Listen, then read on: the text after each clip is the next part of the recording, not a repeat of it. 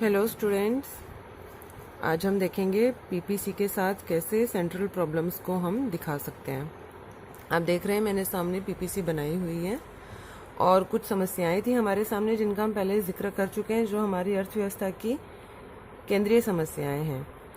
तो ये पीपीसी मैंने बनाया है, यहाँ पर हम पहले भी बना चुके हैं पीपीसी। मैंने सेम डेटा लिया है, वीट लिया है, क्लोथ लिया है, मानकर चल रहे हैं 2 ही वस्तु इकोनॉमी के अंदर प्रोड्यूस हो रही है और 4 तरह के कॉम्बिनेशन है जो हम प्रोड्यूस कर सकते हैं। तो जो हमारी पहली समस्या है, what to produce and how much to produce, क्या प्रोड्यूस किया जाए और कितनी मात्रा में किया जाए, वो हम आसानी से यहाँ पर डेमोन्स्ट्रेट कर सकते हैं, शो कर सकते हैं। आप देख सकते हैं 2 ही वस्तु हम मानकर चल रहे हैं इकोनॉमी में और हमें क्या प्रोड्यूस करना है। तो जैसे हमने कल पीपीसी में भी देखा था और आप यहाँ डायग्राम में भी देख सकते हैं, या तो उत्पादन के सारे साधन वीट पर लगाएंगे तो हम 6 टन वीट प्रोड्यूस कर सकते हैं, और अगर उत्पादन के सारे साधन हम क्लोथ में लगाएंगे तो हम 12 गांठें क्लोथ की प्रोड्यूस कर सकते हैं। यही है। उसके अलावा और कॉम्बिनेशंस भी है, जैसे बी कॉम्बिनेशन बताता है कि अगर हमें 10 गांठें प्रोड्यूस करनी है तो साथ में हम 2 टन वीट प्रोड्यूस कर सकते हैं। अगर 6 गांठें करनी है तो साथ में हम 4 टन वीट प्रोड्यूस कर सकते हैं। तो ये हमने पीपीसी पर सेंट्रल प्रॉब्लम, जो बहुत महत्वपूर्ण सेंट्रल प्रॉब्लम है, वो हमने शो कर दी कि हमारे पास ये लिमिटेशन है, इतने साधन हैं, तो किस प्रकार से इनको यूटिलाइज किया जा सकता है। दूसरा आता है हाउ टू प्रोड्यूस। ध्यान से समझेंगे, हाउ टू में हम तकनीक की बात करते हैं। कैसे? 2 तरह की तकनीक हमने यूज़ की थी, बताया था। एक है श्रम प्रधान तकनीक और दूसरी है पूंजी प्रधान तकनीक।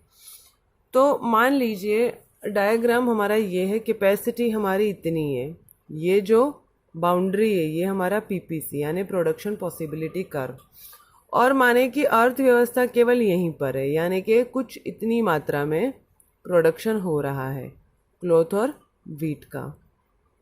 ठीक है, इसका मतलब हम कुशल तकनीक प्रयोग नहीं कर रहे हैं। हमने चाहे पूंजी प्रधान यूज़ की है, हमने चाहे श्रम प्रधान की है, तकनीक में कहीं ना कहीं क्या है, कुछ गड़बड़ है। अब माने कि 2 तरह की तकनीक है, श्रम प्रधान और पूंजी प्रधान।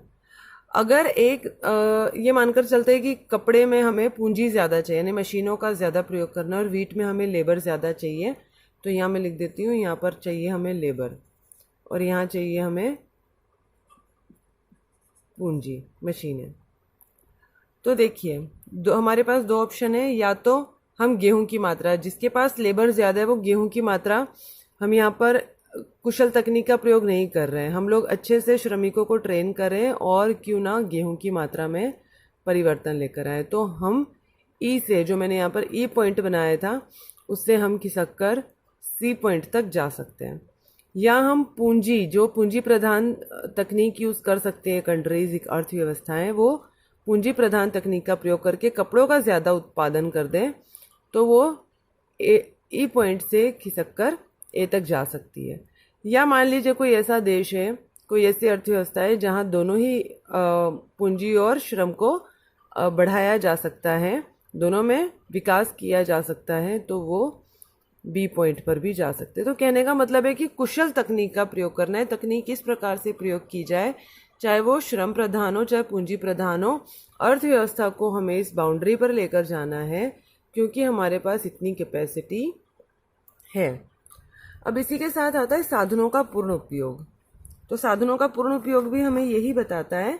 साधनों का पूर्ण उपयोग क्या कहता है कि मान लीजिए अर्थव्यवस्था आपकी बीच के इसको ही पॉइंट पर है, तो यानी आप पूरी तरह से साधनों का प्रयोग नहीं कर रहे हैं, तो अपने साधनों को हम शिक्षित कर सकते हैं, अपने साधनों का विकास कर सकते हैं। जैसे मैंने कहा था कि अगर श्रमिक है, मानव पूंजी है, तो उन्हें हम शिक्षा दे, प्रशिक्षण दे, और अगर कुछ और है, जैसे अगर हम मशीनें खरीदने की कैपेसिटी और बनाने की कैपेसिटी है तो वो बनाए। भूमि है, बंजर पड़ी है या यूटिलाइजेशन नहीं हुआ है, खाली पड़ी है, तो वो यूटिलाइज करे। कहने का मतलब ये है कि हम साधनों के पूर्ण उपयोग की अवस्था में पहुंच सकते हैं और अर्थव्यवस्था को किसी भी पॉइंट पर ले जा सकते हैं। फिर एक पॉइंट आता है साधनों का विकास। साधनों के विकास से मतलब ही यही है कि साधनों को ही क्या कर दिया जाए। मान लीजिए एक देश की हमने पीपीसी ये तैयार कर दी, ये देश की पीपीसी हमने तैयार कर दी, हमने कहा कि भाई इतनी ही कैपेसिटी है, कैपेसिटी को बढ़ाया भी जा सकता है। साधनों का ही क्या कर देते हैं, विकास कर देते हैं। तो संसाधनों में वृद्धि कर दी जाए। जो ऐसे संसाधन है देश के अंदर जिन्हें अभी तक खोजा नहीं गया है, यूटिलाइज नहीं किया गया है, हमें पता ही नहीं है उनका प्रयोग कैसे करना है, या हमारी जो मानव पूंजी उसे प्रशिक्षित कर दिया जाए, तो क्यों ना देश की कैपेसिटी को ही बढ़ा दिया जाए।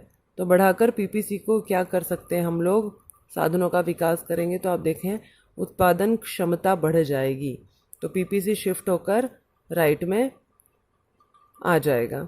तो यानी कि साधनों का अगर विकास हो तो हम उत्पादन संभावना को भी बढ़ा सकते हैं।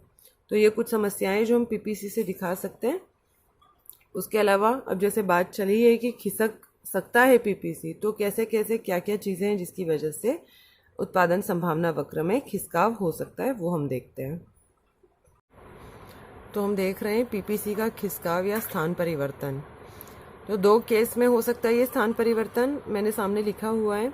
एक है साधनों में परिवर्तन और दूसरा है तकनीक में परिवर्तन। तो साधनों में परिवर्तन, साधन क्या है, जैसे पूंजी या श्रम है, तो इन साधनों में परिवर्तन किया जाए, उनकी मात्रा को या तो बढ़ा दिया जाए, उनकी मात्रा में कमी कर दी जाए। तो देखिए मैंने इस डायग्राम में दोनों केस दिखाए हुए हैं। ये हमारा पीपीसी है ए, आप देख रहे हैं ए और बी, ये हमारा इनिशियल पीपीसी है कि अर्थव्यवस्था अगर मान लीजिए इस पॉइंट पर है ए और बी, ये हमारा इनिशियल पीपीसी है। तो अगर साधनों में वृद्धि कर दी जाती है तो ये खिसक कर दाईं ओर चला जाता है और हमारा नया पीपीसी बनता है A1 B1। अगर साधनों में कमी हो जाए, श्रमिक कम हो जाए, पूंजी घटा दी जाए पहले की तुलना में, तो B2 A2 और B2 ये हमारा खिसक कर बाईं ओर आ जाता है। तो ये दोनों केस आप सेपरेट दिखाएंगे, मैंने एक ही में दिखाया है। दूसरा है तकनीक में परिवर्तन, कि हम तकनीक में ही परिवर्तन कर देते हैं। ऐसी तकनीक जो हम या तो श्रम प्रधान है या पूंजी प्रधान है। तो हम कैसे कर सकते हैं, या तो ये देखिए कमोडिटी एक्स, मान लीजिए ये श्रम प्रधान तकनीक है, कमोडिटी एक्स, हमने श्रम प्रधान तकनीक में क्या किया, कुछ परिवर्तन लेकर आया, उनको बेहतर बनाया पहले से। तो डायग्राम कुछ इस तरह से बनेगा। पीपीसी कर्व का निचला हिस्सा जो है, जो एक्स एक्सिस को टच कर रहा है, वो खिसक कर दाईं ओर हो जाएगा। दूसरा केस ये है कि वस्तु वाई के उत्पादन के लिए कुशल तकनीक का प्रयोग किया जाए। मानते हैं कि ये पूंजी प्रधान तकनीक है और इसमें कुछ परिवर्तन लाया जाए, तकनीक में बदलाव किया जाए। तो यहाँ देखिए कि जो ए बी इनिशियल पीपीसी है, उसमें केवल अगर हमने कमोडिटी वाई के उत्पादन के लिए कुशल तकनीक का प्रयोग किया है, तो यहाँ से ये कर्व सिर्फ वाई एक्सिस की तरफ खिसक कर ऊपर की ओर शिफ्ट हो जाएगा, दाईं ओर A1 की तरफ। दूसरा केस ये है कि हम दोनों ही वस्तुओं के उत्पादन में क्या करते हैं, कुशल तकनीक का प्रयोग करते हैं। तो ऐसे केस में पीपीसी कर्व हमारा ऊपर की ओर शिफ्ट हो जाएगा, राइट की ओर। तो बच्चों आज के लिए इतना ही है। आप अपनी बुक में TR जैन की और VK ओहरी की जो बुक मैंने आप लोगों को बताई हुई है, उसमें से आप इस चैप्टर को और इनकी जानकारियों को डिटेल में पढ़ें।